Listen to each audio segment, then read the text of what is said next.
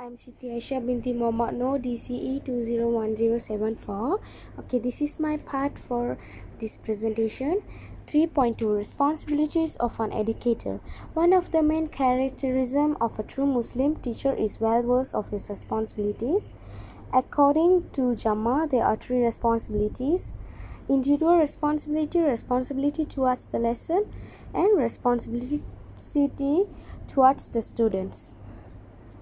Individual responsibility: observe or comply with Islamic law, always preserve the sanctity of the knowledge, asceticism and zuhud, do not insult the knowledge, do not engage in doing things that will deface the image of educated people, preserve Islamic sharia, teaching either Islamic values or cultures.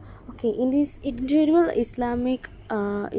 responsibility for this Islamic law, and as a professional Islamic educator, we should know how to respect the laws, the Islamic law, and do not insult the knowledge, cause we are Islam.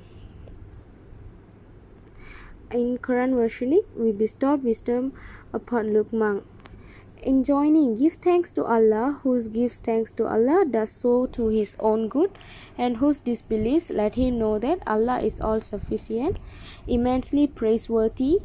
Number 7, always do things that Islam encourages us to do. Treat others with the best akhlaq. Purify physical and spiritual aspect from bad akhlaq. Okay, purify physical and spiritual aspect from bad akhlaq is we should not save negative energy, we should save positive energy and positive spiritual akhlaq to us. And how? By repentance, patience and kana.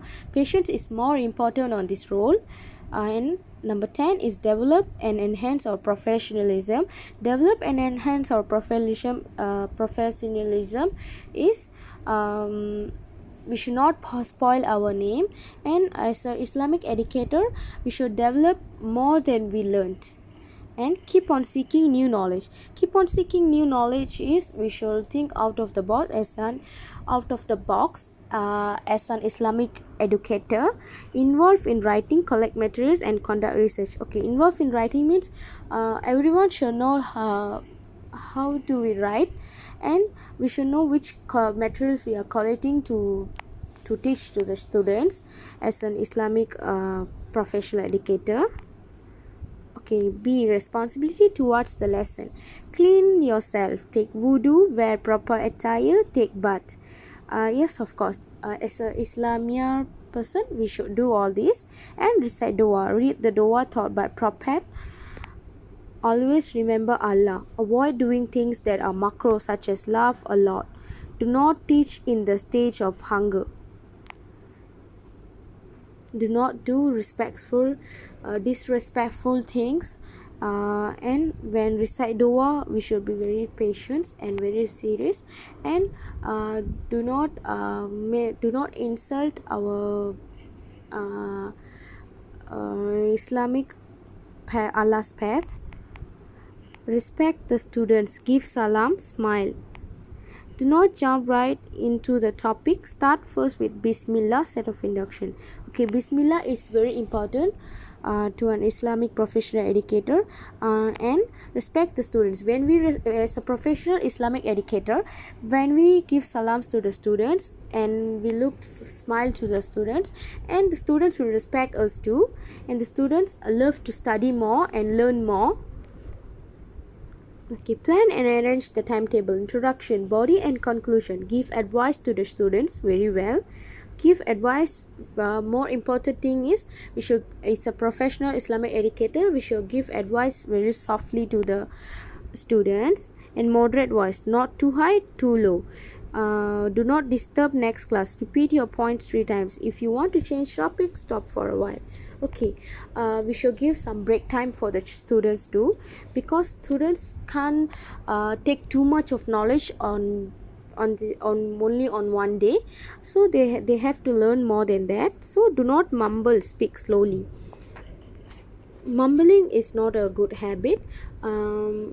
If you speak slowly, it's look more nice, and should prepare a notebook and ask students to prepare their own notebook. Do not harsh things to the students. Do not harsh things to students is same as we should respect students and teach them softly, not harshly.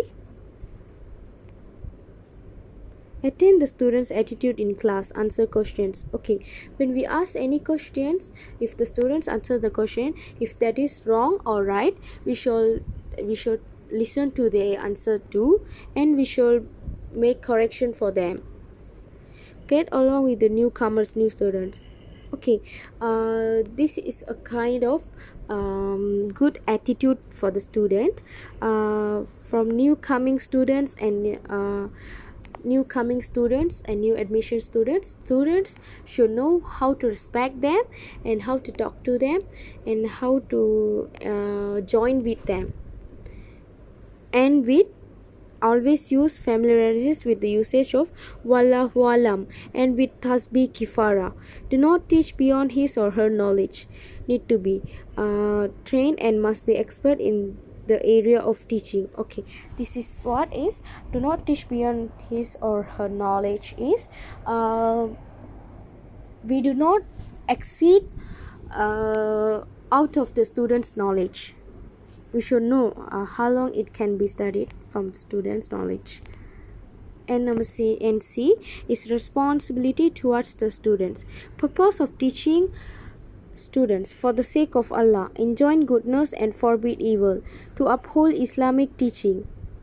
The main goal is to elevate the position of the believers. Muslim. Prophet SAW said, indeed Allah and his angels and all creatures in the heaven and on the earth, even the ant in the burrow, praise the people who teach goodness to others. Teaching with good intention or motive to get the bliss and felicity of ill knowledge. Yes, this is very important role in Islamic educator. Teaching with good intention is we should be a good role model to the students, so we should teach students give good advice and teach students positive motive things. Always loving knowledge wholeheartedly, not because of the force. Do not force students to study what they can't understand.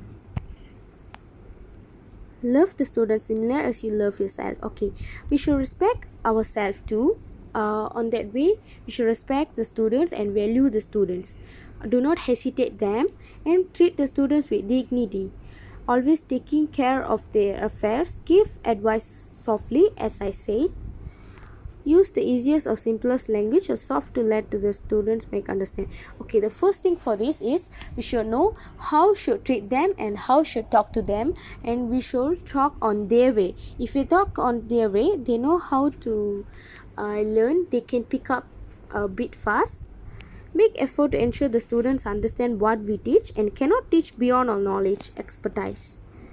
Teach the students and make them understand following their capacity of understanding. Such as refer to current situation, comparison between two ideas by giving example. And number 7 is ask questions by giving problems, and such as problem solving exercise. Okay, problem solving exercise can increase their knowledge, and they in the critical on the future on the critical any if the students have any critical issues, they can also know how to solve the problem. Revision. Memorize important points. Advise gifted students. We need to teach the students ways of revising the subject using certain creative techniques.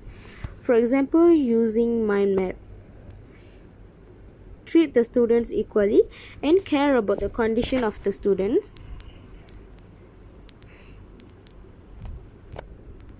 And helping the students in terms of their personal affairs such as financial affairs.